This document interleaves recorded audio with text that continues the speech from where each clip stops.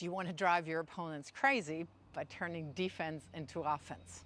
In this video, I'm going to break down when and how to hit one of tennis' most underrated weapons, the slice lob, or how I like to call it, the lift lob.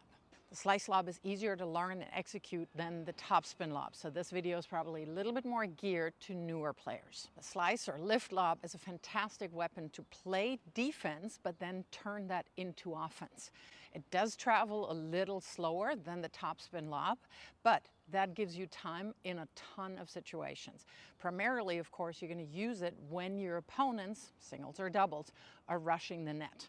A good visual cue is when your opponents, again, singles or doubles, come closer than an imaginary line that is halfway from the service line to the net. Because in this position here, everything is wide open. A lob is a fantastic tool there.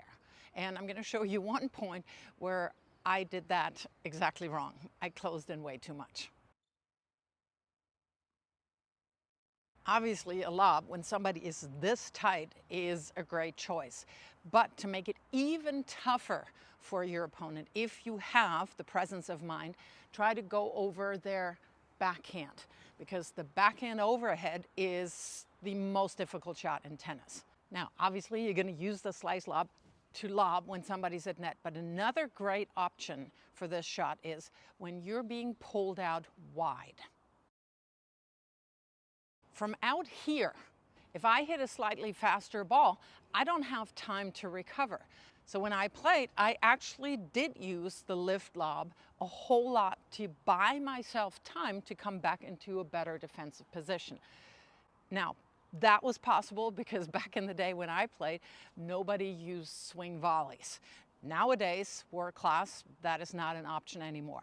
But in recreational tennis, that is still an option, because not many players at that level will A, recognize that they could move up and take that very, very defensive shot out of the air, and B, even if they recognize it, they can't execute a swing volley reliably. So the lift lob in far defensive situations is still a great option for you.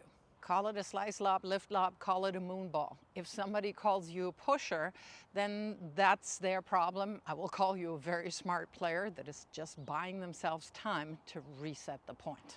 We got the why and the when we want to use the shot. How do we execute it now? Key is, unfortunately, that you have the right grip, the continental grip. Whether you do it on the forehand or on the backhand, that you want to set your racket under the ball, and by actually keeping your arm fairly firm, you're lifting the ball up. It's more the entire arm rather than really swinging at it as you would when you hit a slice. And that actually is the reason why I've gone away from calling it the slice lob, because most people, when they hear slice lob, they think underspin, which is correct.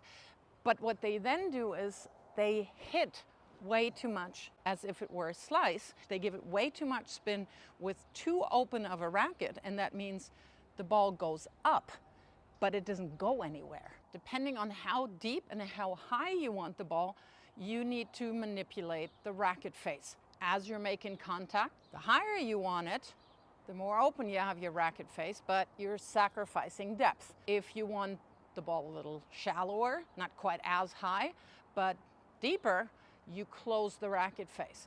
So it really depends on where the opponent is, what you want to do with that ball, but you're definitely not cutting it just like a slice.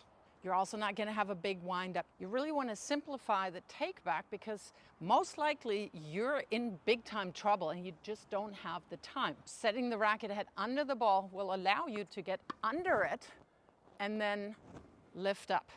And that ball travels very, very slowly, and that is the key. Number one, of course, when your opponent is up at net, it pushes them off the net. But if you use it as a defensive measure when you're on the run, you buy yourself time to recover to a better defensive position. If you hit a regular one-handed backhand slice, this lob will probably come fairly easily to you.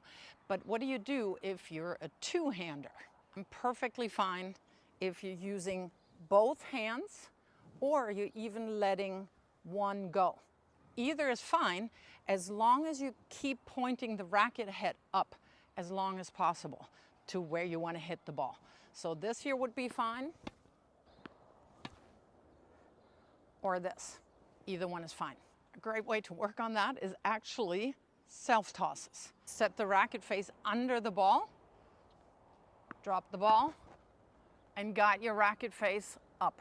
Same goes for the backhand. You also noticed just now when I was doing the self-tosses that I used my legs to support that lifting motion. A lot of times the slice, lift lob, is the only option when somebody hits a very sticky low ball. Even if I knew how to hit a topspin lob, I can't get under the ball with a topspin as well. Supporting this lifting motion with my legs helps me to get that ball and control it. Now, when I learned this shot, we actually had big trash bins and we would set those out as targets. Today, I only have my racket bag, but it always is a good idea to work with targets. Just put them in different location and different depth of the court, and then try, obviously, to hit them. That is in. I actually edited out the 10 other ones that I missed. Since it is a defensive shot, the next step then is that somebody needs to feed you the balls a little meaner, because most likely you're going to play this lob when you're really in trouble.